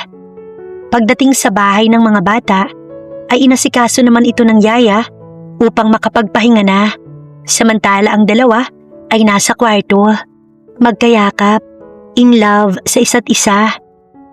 So dito ka na matutulog sa room ko? Masuyong hinaplos ni Adam ang pisngi ng babae. Tumango si Paula at nakangiting kinikilig. Naalala ang masarap na panaginip sa nagdaang gabi. So what are you waiting for? Kunin mo na lahat ng gamit mo. Nakangiting saad ni Adam. At dahil magkatabi lang naman ang kwarto nila, mabilis na nailipat ng dalawa ang mga gamit. Tinulungan na ito ni Adam. Walang nakahalata sa dalawa. Nang lumabas sa mga bata sa kanilang kwarto upang mag-good night, ay pareho nang nasa kwarto ang dalawa. Good night, Mommy! Good night, Daddy! Kuro ng tatlo at humalik isa-isa sa mag-asawa bago lumabas ng kwarto. Nang mawala sa paningin nila ang mga bata, ay si Adam naman ang lumapit kay Paula at niyakap ang babae. Dinala sa ibabaw ng kama. Sabik na hinalikan sa labi na tinugo naman ni Paula at nagsalo ang dalawa sa mainit na sandali. Ngunit natigilan si Adam nang may mapansin sa babae. Paula, where did you get this? Napatanga ang dalaga. Matagal na siyang nagtataka kung bakit siya may tahi sa bandang tiyan. Pero dahil wala siyang maalala sa kanyang nakaraan, hindi niya binibigyang pansin yun. Tumitig ang dalaga kay Adam na nagpapaunawa. Adam, may aaminin ako sa'yo. May amnesia ako. 5 years ago, napulot ako ng isang mangingisda sa tabing dagat at kinupkup ako ni Inay Norma. Hindi ko alam ang pinagmulan ko, kung sino ko, kung saan ako nagmula. Mahinahong pagtatapat ni Paula. Natulala si Adam, nag-iisip habang nakatitig kay Paula. Hindi niya akalaing may nakaraan itong dapat niyang alamin. Bigla siyang nagkaroon ng pag-asa na ang Paula na nasa harap niya ay ang dating minahal niya ay iisa. Inisip niyang ang tahi sa tiyan nito ay peklat na minsang nagluwal ito ng triplets at aalamin niya yon. It's okay, Paula. It doesn't matter. I still love you. Hindi mahalaga sa akin ang nakaraan mo. Ang mahalaga sa akin ay ang ngayon. At oo, dama ni Adam sa kanyang mga bisig ang pamilyar na kaligayahan. Nang makatulog si Paula sa kanyang tabi matapos ang matamis na namagitan sa kanila, kinuha ni Adam ang kanyang cellphone at tinawagan ng kaibigan. Ipapaalam niya ang background ni Paula. Matapos makausap ang kaibigan at maibaba ang linya, tinitigan niyang muli ang babae sa kanyang tabi bago sinulyapan ng portrait ng dating asawa. May kung ano sa kanyang puso na si Ariela at si Paula ay iisa. Kinabukasan, walang pasok ang mga bata maging si Paula. Kaya naman, nagpasya ang Donya na bisitahin ng kanyang mga apo upang isagawa ang kanyang plano. Ngunit naroon ang planong ipakidnap sa araw na iyon si Paula. Sa garden, nadatnan niya ang mga ito na naglalaro sa tubig ng hose. Basang-basa ang kanyang mga apo at ang hampas lupang babae nasisiyahan pa sa ginagawa ng mga bata, kaya mas lalo siyang nagngit-ngit. Masama niyang pinagmasdan ng babae na mas lalo naman niyang kinainis. Nakita niya kasi kung gaano kasaya ang mga apo sa babaeng kasama. Maliban sa kamukhang-kamukha talaga ito ni Ariela, nainis din siyang isipin na ito mismo ang babaeng iyon kaya kailangan na itong mawala. Mga apo, masayang tawag ni Donya sa 3 bata. Napalingon ng mga ito. Hi Grammy, naglalaro po kami ni na Mami, sigaw ni Elan. Hilaw nang umiti ang ginang. Siyempre, hindi niya ipahahalatang hindi siya natutuwa sa nasaksihan ngayon. Inutusan ng ginang na magbihis na ang mga bata. Tinawag ang yaya kaya naman sumunod na rin ang 3 na bagaman nabitin sa paglalaro, walang nagawa dahil sinabi na rin ni Paula na magbihis na ang mga ito. What do you think you're doing, Paula? Hindi mo ba alam na maaaring magkasakit ang mga apo ko? Nagkakatuwaan lang po kami ng mga bata. Walang masama sa ginagawa namin. Okay, nga pala. Ipagluluto ko ng merienda ang mga apo ko. Pwede ka bang magpunta sa supermarket para sa mga rekado? Tanong ng Donya. Medyo mabait ang tono. Katunayan, nakangiti pa nga ito. Tumango si Paula. Nakiusap naman ito kaya walang problema. Wala pong problema. Excuse me, magbibihis lang ako, Mami. Napaismid si Donya Everly sa pagtawag nito sa kanya ng Mami at masamang sinundan ng tingin nito si Paula. Matapos maligo ni Paula, tinawagan niya si Adam upang sabihing nasa bahay ang ina nito. Si Mami? Really? Oo, humihingi siya sa akin ng pabor na mamalengke dahil magluluto siya ng merienda para sa mga triplets. Mabait naman pala ang mami mo, Adam. I think magkakasundo kami. Of course, magugustuhan ka ni Mom. I miss you, Paula. Gusto na kitang makita. Kinilig naman si Paula. Akalain mo, naisingit pa yun ni Adam. Mahina siyang natawa. I miss you to, Adam. So paano? Alis na ako. Baka mainip si Mami. Okay, I love you, my wife. See you later. Wife? Yes, my wife. At kahit hindi pa tayo totoong kasal, for me, you're my wife. I love you very much. Hindi nawala ang ngiti niya sa labi. Tila may paru-paro sa kanyang sikmura na nag-I love you too. Bago nila sabay na pinatay ang linya. Nagpaalam lamang siya sa mga bata. Kaso, nais sumama ni Elan. Ayaw naman niya itong umiyak, kaya napilitan siyang isama ang bata. Mabuti nga't nagpaiwan sina Kenji at Sky dahil marami siyang bibit-bitin mamaya. Sa dami ba naman ng pinabili ng Donya sa kanya? Gaano ba karami ang lulutuin nito? Pagkaalis ni Paula, tsaka tinawagan ni Donya Everly ang kanyang inutusan na patayin si Paula. Kampante ang ginang na nasa loob ng kwarto ang mga apo. Hindi nito alam na sumama si Elan kay Paula. Yes, Mama, susunod. Sagot ng lalaki sa kabilang linya. Bahagyang napangiti si Donya Everly dahil ngayon pa lang nagdidiwang na ang kalooban nito. Samantala, ang lalaking kriminal nakaabang na nga kay Paula. Nang bumaba ito sa kotse kasama ang isang bata, sinundan ito ng masamang lalaki. Naiwan naman ang driver sa kotse upang doon hintayin ang dalawa. Mami, gusto ko po yun. Nagturo si Elan sa malaking balloons bago pa man sila nakapasok sa loob ng supermarket. Walang kamalay-malay na nakasunod ang lalaking may masamang balak kay Paula. Sure baby, wait lang. Nilapitan iyon ni Paula upang bumili. Nagtatatalon pa si Elan sa tuwa habang nakatitig sa malalaking balloons. Hindi pa man nahahawakan, tuwang-tuwa na ito at excited. Pero bigla na lamang may dumukot kay Paula na dinala ang babae sa mabilis na pumaradang kotse sa tapat nito. "Mami!" Natatarantang hiyaw ni Ellen sa nakita. Mabilis na hinabol ang sasakyan kung saan isinakay ang mami nito. "Mami!" Hiyaw at tarantang sabi ni Ellen na mabilis na tumawid sa kalsada at hindi napansin ang paparating na kotse. "Ang bata!" Sigaw ng isang nakakita nang mahagip si Ellen ng kotseng mabilis na tumatakbo. Samantala si Paula, pinatulog ito ng kidnappers kaya wala itong kamalay-malay sa nangyari kay Ellen. Naduguan at walang malay na isinugod sa hospital mismo ng driver na nakahagip dito. Tarantang tinawagan ng driver si Adam upang ibalita na nadisgrasya ang anak at nakidnap si Paula. "What?" Napatayo sa kinauupo ang swivel chair si Adam nang marinig ang sinabi ng driver. Malalaki ang hakbang na ginawa palabas ng kanyang opisina at tinakbo patungo elevator. Hinabol pa ito ng sekretarya dahil may meeting mamaya. Ngunit kinansila iyon ni Adam. Hindi niya alam kung sino ang uunahin, ang kanyang anak ba o ang asawang kinidnap. Paanong nangyari ito na magkasabay pa? Sino ang may gawa nito?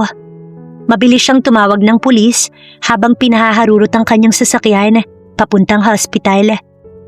Problemado at labis na nag-aalala kay Ellen at kay Paula. Nang masiguro ni Donya na successful na natangay si Paula ng kanyang inutusan, ay nagmamadali itong umalis upang tunguhin ang lugar kung saan niya nais ipadala ang babae. Ngunit hinabol siya ng 2 apo. "Lola, akala po namin nagluluto kayo ng merienda para sa amin." "Don't worry, babalik si Lola. May importante lamang akong gagawin." "Nasaan si Ellen?" "Lola, kasama po siya ni Mami," sagot ni Sky. Nanlaki ang mga mata ni Donya Everly. Mabilis na kinuha ang cellphone dahil saktong tumunog iyon at tumatawag si Adam. Bahagya siyang lumayo sa mga bata. "Adam, may problema ba?" Ewan kung bakit siyang biglang kinabahan. "Mom, I need you here. Nasa hospital ako ngayon. Nahagip ng kotse si Ellen. She's not stable at may kumidnap kay Paula. Hihintayin kita dito please." Magkahalong pag-aalala at problemado ang boses nito. Nasapo ni Donya Everly ang dibdib dahil sa balita ni Adam. "Okay, sige." Dali-dali na lamang itong umalis upang magtungo sa hospital. Bahagyang natataranta. Mabilis na tinawagan ng tauhan. "Tapusin mo na ang babaeng yan. Ayoko nang papalpak ka pa. Naiintindihan mo?" Galit na utos ni Donya sa lalaking kausap sa kabilang linya. Dahil sa babaeng yun, napahamak ang kanyang apo. "Yes, Mom." Tugon ng lalaking kausap. Pagkuway sinulyapan ng may pagnanasang tingin ang tulog na babae. Tsaka inutusan ng taxi driver na itabi ang sasakyan nang madaanan ng isang hotel. Sayang naman kung hindi niya mapapakinabangan ng babae bago patayin. Maganda pa naman ito. Buhat nito si Paula at dinala sa loob ng hotel. Nag-check-in sila, tsaka dinala sa isang silid ang wala pa ring malay na babae. Pagpasok sa loob ng hotel, inilapag sa kama ang babae. Kagat ang labi habang pinagmamasdan nito si Paula mula ulo hanggang paa. Hindi nagtagal, unti-unting nagising si Paula. Nanlaki ang kanyang mga mata nang makita ang lalaking hindi kilala sa kwarto. Napabalikwas siya ng bangon, kasabay ng matinding takot sa dibdib. "Sino ka?" "Salamat naman at gising ka na. Wala kasing thrill kung tulog ka habang dinadala kita sa langit." Tsaka lang naalala ni Paula ang nangyari kanina habang bumibili ng lobo para kay Ellen nang bigla na lang may humaltak sa kanya papasok sa loob ng kotse. Masamang lalaki. Mabilis na nahawakan ng matigas na bagay sa ibabaw ng mesa. "Huwag kang lalapit, kundi ihahampas ko sa ito." Ngumisi ang lalaki na walang takot. Marahas na hinawakan si Paula at ibinalya sa kama. Sa takot, napasigaw si Paula at pilit ng laban. Walang pag-aalinlangang kinalmot ito sa muka at tinuhod ang manyak na lalaki. Kaya namilipit ito sa sakit. Sinamantala naman ito ni Paula na makalabas ng kwarto. Nagsisisigaw siya ng tulong. Kaya naman may mga staff ng hotel na lumapit sa kanya nang sabihin niyang kidnappers at rapist ang lalaki. 2 lalaki ang pumasok sa silid at pinagtulungan ng kidnappers, tsaka tumawag ng pulis. Kaya sa presinto humantong ang lalaking kriminal. Mabilis niyang tinawagan ng asawa na ngayon, sobra ding nag-aalala sa kanya. Paula, you're safe. Nasaan ka? I'm worried about you. Si Elan, nahagip ng kotse. Nasa hospital siya ngayon. Pinanginigan ng laman si Paula. Naalala niyang naiwan niya ito kanina dahil may kumidnap sa kanya. Nasa presinto ako, Adam. Pupuntahan ko si Elan sa hospital. Mabilis niyang tinanong ang address, pero sinabi ni Adam na hintayin siya sa presinto at gusto niyang makausap ang lalaking kidnappers. Kaya naman, iyon ang ginawa ni Paula. Pagdating ng asawa sa presinto, magkasabay pa silang nagtanong tungkol kay Elan at ito naman nagtanong tungkol sa kriminal na lalaki. Salamat at ligtas ka, Paula. Nasaan ang lalaking yun? Matapos siyang yakapin, humingi pa ito ng tawad sa kanya dahil hindi siya naprotektahan. At sa gigil ni Adam, sinugod ang lalaking kidnappers na kasalukuyang ini-interrogate ng mga pulis at pinagsususuntok, pero mabilis itong napigilan ng mga pulis na naroon. Takot na takot ang kriminal at hindi man lang nakahuma. Pinakalma niya naman ang asawa. Ito ang mga gamit na nakumpirma namin sa kidnappers. Inabot sa kanya ng isang pulis ang cellphone at wallet ng kidnappers. Saktong tumunog pa ang cellphone nito at napamulagat si Adam dahil pamilyar sa kanya ang tumatawag na numero. Nanginginig ang kanyang mga kamay nang sagutin yun. Si Doña Everly ang tumawag upang kumpirmahin sana kung napatay na nga nito si Paula. Hello? Kamusta? Napatay mo na ba ang Paula na yan? Huwag na huwag kang mag-iiwan ng bakas. Saad ng boses ng kanyang ina sa kabilang linya. Gumapang ang matinding galit sa puso ni Adam. Mama, bulalas nito. Nanginginig ang kanyang mga kamay. Di makapaniwala sa narinig. Anong rason nito't nais nitong ipapatay si Paula? Ikaw ang may pakana nito, Mommy. Natigilan ng Donya. Adam? Paninigurong tanong ng ginang na nanlalaki ang mga mata. Paanong napunta kay Adam ang cellphone ng kanyang tauhan? Ikaw ang nagpakidnap kay Paula? Sumagot ka, Mommy. Gigil na tanong ni Adam na hindi makapaniwala. Pumuno ng malakas na boses nito sa loob ng headquarters kaya napatingin si Paula sa gawin ng asawa. Ang ina nito ang nag-utos na kidnapin siya. Awang ang mga labi ni Paula na napatingin kay Adam. Anong kasalanan niya sa ina nito? Kahit sariling ina pa ni Adam si Doña Everly, ay ipinadampot ito sa mga pulis upang ikulong. Dahil nag-aalala siyang kapag nasa labas ang ina, delikado ang buhay ng kanyang asawa. At inamin ng kanyang ina ang ginawa nitong pagpatay kay Ariela noon at kay Paula naman ngayon. Tila nababalo na ang ginang habang sinasabing kahit saan nakakulong, gagawa ito ng paraan upang mapakitil ang buhay ni Paula. Dahil ayaw nitong makita na ibang babae ang kanyang kasama. Dito niya napagtanto na hindi siya mahal ng kanyang ina dahil ayaw siya nitong makitang masaya. Maging ang kanyang anak, bali walang mapahamak basta masunod lang nito ang gusto. Bagay na kinamuhian ni Adam ang sariling ina. Hindi malang niya narinig dito na humingi ng tawad kay Paula. Lalo nang nangyari kay Elan. Salamat na nga lang at safe ang anak niya. At sa awa ng Diyos, nakalabas na ito ng hospital. Muling nagpakasal sina Adam at Paula upang maging legal ang pagsasama nilang mag-asawa. 3 buwan na noon ang nakalilipas simula nang makulong ang ina nito. Wala na rin siyang banta na naramdaman. Ngunit napansin lang niya na hindi talaga masaya si Adam marahil dahil na rin siguro sa ina nitong nasa piitan. Sa tingin mo ba ngayong nakakulong ako, hahayaan kitang maging masaya, Paula? Pinapatay na kita noon at paulit-ulit kitang ipapakitil, Ariela. Galit na sabi ni Doña Everly kay Paula nang dalawan ito ni Paula sa piitan. Akala nga niya hindi na siya nito haharapin dahil ilang minuto na siyang naghihintay sa visiting area.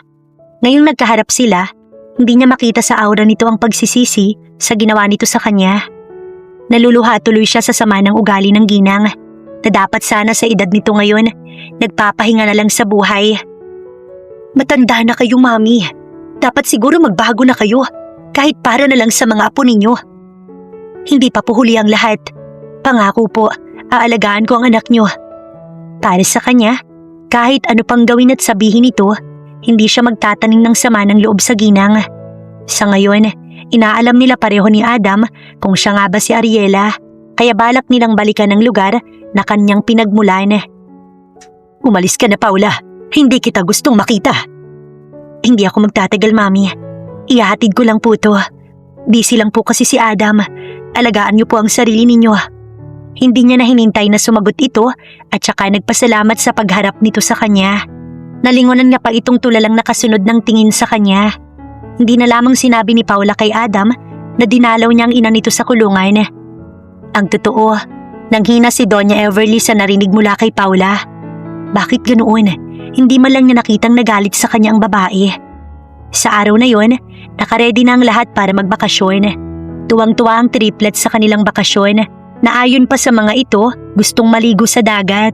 Sa kanila kasi malapit lamang. Nasabi niya na rin sa ina na sila ay parating. Hindi kasi ito nakaluwas ng Maynila dahil hindi maiwan ang bahay at mga alaga. Kaya ngayon pa lang makikilala ni Adam ang kanyang ina. Pagdating, sinalubong agad sila ng kanyang ina tuwang-tuwa sa 3 apo. Hi Lola, ako po si Ellen. Ako naman po si Kenji. Ako naman po si Sky. Isa-isang nagpakilala ang mga bata at natutuwa naman ng kanyang ina na niyakap isa-isa ang mga cute na bata. Alam na rin ito ang pakay nila, kaya sila bumalik. Sabi ni Adam sa kanya na hanggang ngayon, nagre-research pa rin ang kaibigan nito tungkol sa kanyang background, kaya tutulungan na lamang nila. Kinabukasan, tinungo nila ang gilid ng baybayin kung saan napulot si Paula ng lalaking nagawi sa lugar na iyon. Kasama pa nila ang lalaking nakapulot sa kanya na ipinaliwanag ang mga nangyari ng araw na iyon. Nararamdaman kong ikaw si Ariela, Paula. Yung tahi mo sa tiyan, yan yung time na nagluwal ka. Sana dumating ang araw na bumalik ang alaala mo. Naglalakad na sila pa uwi noon galing baybayin. Kahit anong pilit alalahanin ni Paula sa kanyang nakaraan, sumasakit lamang ang kanyang ulo. Kaya nagpa siya na lamang silang umuwi. Kahit ang kaibigan na nakakausap lang madalas sa cellphone, nagsasabi sa kanya na baka kapag naibalik ang kanyang memorya, makalimutan niya ito. Hindi niya alam kung mahalaga pa bang maibalik sa kanyang alaala. Gayong okay naman na ang lahat sa kanila ni Adam, maging sa mga bata. Kinabukasan, pagising ni Paula, masama ang kanyang pakiramdam at nasusuka sa amoy ng sinangag ng kanyang ina na dati pa inihahanda na nito sa umaga. Bumangon na siya at nagtungo sa banyo. Doon, inilabas niya ang bumabaliktad na sikmura. Dahil dito, nagising kaagad si Adam at mabilis siyang sinundan sa banyo. Nag-alala siya nitong hinagod sa likod. Naalala ko bigla nung naglilihi ka. Gantong ganito sa umaga hanggang sa matapos ang paglilihi. Nagsusuka at ako ang tagahilot. Paula, I think buntis ka. Magkakababy na uli tayo. Masayang sabi ni Adam sa excited na boses. Kahit si Paula, iniisip nga na siya si Ariela.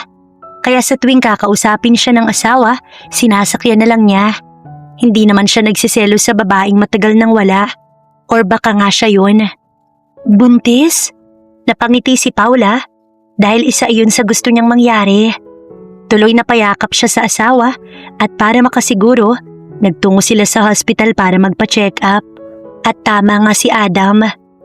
Nang malaman naman ng triplets ang kanyang pagdadalang tao, tuwang-tuwa ang mga ito at lumapit sa mami nila na bagaman maliit pa ang tiyan, pinagkaguluhan siya ng 3 at kinausap ng mga bata ang kanyang baby sa loob ng kanyang sinapupunan. Nang dumating ang panganganak ni Paula, habang sumisigaw sa sakit at dinadala sa delivery room, kasabay na sumasakit ang kanyang ulo sa parang mabibiyak. Isang alaala ang pilit sumisiksik sa kanyang utak sa gantong eksena. Tila nag-flash din sa kanyang alaala ang isang eksena habang naglalahad sa kanya ng singsing si Adam sa mataas na lugar. Iyon ang kanyang panaginip. Bigla, bumalik sa kanyang balintataw ang pangyayari. Nakasakay siya sa barko habang nagbabiyahe nang may mga lalaking biglang sumulpot sa kanyang harapan at kinaladkad siya patungo sa pinakamataas na parte ng barko. Takot na takot siya ng mga sandaling yun. Ma'am, pasensya ka na. Malaki kasi ang ibinayad ni Donya para patayin ka. Tumatawang sabi ng kriminal na lalaki bago siya ihulog. Pagkatapos noon, iba na muli ang nag-flash sa kanyang isipan. Nasa loob siya ng delivery room na ganitong eksena. May kasamang doktor at 2 nurse habang nakahiga siya. Sa matinding sakit ng kanyang ulo, nawalan ng malay si Paula.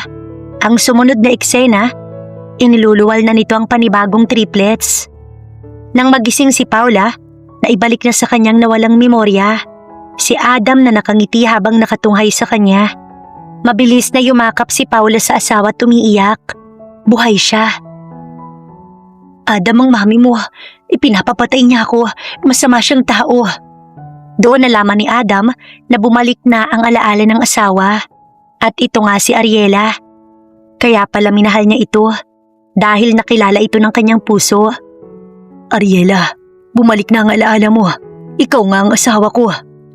Ikinuwento sa kanya ni Adam ang pangyayari nang makarecover siya sa panganganak niya.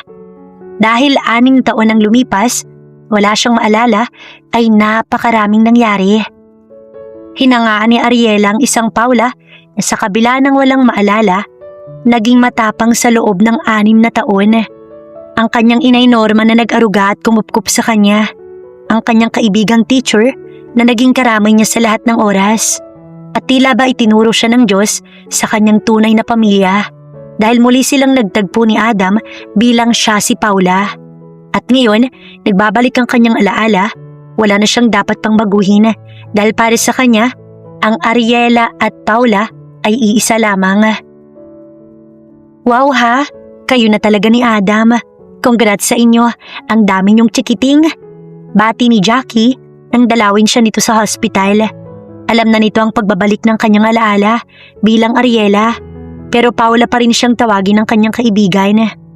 Katulad ng sinabi niya, wala siyang dapat baguhin. Mahal niya ang kabilang side ng kanyang pagkatao. Ngumiti siya, bago emosyonal na niyakap si Jackie. Tumulo ang kanyang luha sa pasasalamat dahil naging bahagi ito ng buhay niya noong mga panahong hindi niya alam kung siya'y sino. Bes, thank you sa lahat. Hoy teka, bakit umiiyak ka? Saka anong thank you? Ako ang dapat magpasalamat sa'yo kasi nakilala kita. Tsaka we still friend, okay? Tumango siya't maya-maya, may ngiti na muli sa labi. 1 week na discharge na si Paula sa hospital. Sa unang pagkakataon, lumuwas ang kanyang ina sa Maynila upang makita lamang ang kanyang mga anak at nagdesisyon na mananatili muna sa kanila para may katuwang siyang mag-alaga kahit mayaya pa ang kanilang anak. Sa pagdating ng panibagong triplets sa pamilya ng mga Villanueva, ay mas lalong naging masaya, maingay, lalo na kapag sabay-sabay na may tantrums at habang lumalaki ang mga ito, napapansin ni Paula na may kanya-kanyang ugali ang kanyang mga anak. Kinailangan niyang mag-resign sa trabaho upang maasikaso ang mga bata. Kulang kasi ang oras niya sa mga ito. Hinayaan naman siya ni Adam magdesisyon tungkol dito. Pero alam niyang iyon ang gusto ng asawa. 3 taon nang matulin na lumipas at sa araw na yon, dinalaw nilang binan sa piitan kasama si Adam. Sa kabila ng ginawa nito sa kanya, ng 2 beses, hindi pa rin natitiis ni Adam ang ina. Nasa kulungan nga ito pero sustentado ng kanyang asawa lahat ng kailangan sa kulungan, lalo at may edad na ito. Siya naman, sa paglipas ng panahon, nagawa na lamang niyang magpatawad dahil nakabalik naman na siya sa kanyang pamilya. Kasama niya na ang kanyang mga anak at asawa. Ayaw naman niyang manatili na may galit sa kanyang puso. Nang magyakap ang mag-ina, ay umiyak ito. Naramdaman niya ang pangungulila ng matanda sa sarili nitong anak. Adam anak, patawarin mo ko. Bumagsak ang katawan nito. Hapis ang muka. Sobrang lungkot ng mga mata. Hinaplos ni Adam ang muka ng ina nito. I don't want to see you here, Mama. Gusto kitang ilabas pero malaki ang ginawa mong kasalanan sa akin at sa asawa ko, kay Ariela. Kailangan na humingi ka ng tawad sa kanya. Napatingin ito sa kanya at dahan-dahang kumilos. Lalong naghabulan ng mga luha nito sa mga mata. At hindi niya inaasahan ang sunod ditong gagawin sa harapan niya. Nagbigla itong lumuhod na nanginginig ang katawan. Parang nadurog ang puso niya. Ayaw niyang makita ito sa ganitong sitwasyon. Hindi niya kaya. Mabilis niyang itinayo ang matanda at niyakap. Lalo itong napahagulgol. I'm sorry, Ariela. Hindi ko dapat ginawa yon. Patawarin mo ko. Nanginginig ang boses nito. Ramdam ni Paula ang totoong paghingi ng tawad nito. At oo, pinatawad niya ang matanda. Hindi dahil naawa siya kundi kailangan. Gusto niya itong maging masaya sa natitirang araw nito sa mundong ibabaw. At napakagaan sa kanyang pakiramdam na ito ay mapatawad. At wala na siyang kahit na ano sa kanyang puso. Simula ng araw na nagpatawad si Paula, naging maayos ang kanilang relasyon ng kanyang biyenan. At ngayon, inaantay na lamang nila ang paglaya nito. Maging ang mga apo nito, nag-aantay na makita ang kanilang lola. Nang balikan ng kanyang probinsya, upang dalawin ng kanyang amang nasa hospital noong paluwas siya ng probinsya, wala na ito. Ulila na kasi siya sa ina at tanging nakausap niya na lang ang kanyang tita Ana. At iniwang mensahe ng kanyang ama para sa kanya. Masakit para sa kanya na hindi ito nakita sa huling pagkakataon. Pero wala siyang magagawa. Humingi na lamang siya ng tawad sa kanyang ama. At alam niyang nasaan man ito ngayon, mauunawaan siya nito. Pinalaw na rin niya ang puntod ng kanyang ina. Umiyak siya sa pangungulila sa mga magulang. Kung tutuusin, mahirap magpatawad sa mga taong nakagawa sa ng kasalanan. Pero mas masarap magpatawad at hindi magtanim ng galit sa puso. Masarap pa ring mamuhay ng matiwasay. At dito nagwawakas ang pakikipagsapalaran ng kwentong pag-ibig ni na Adam at Paula. Maraming salamat!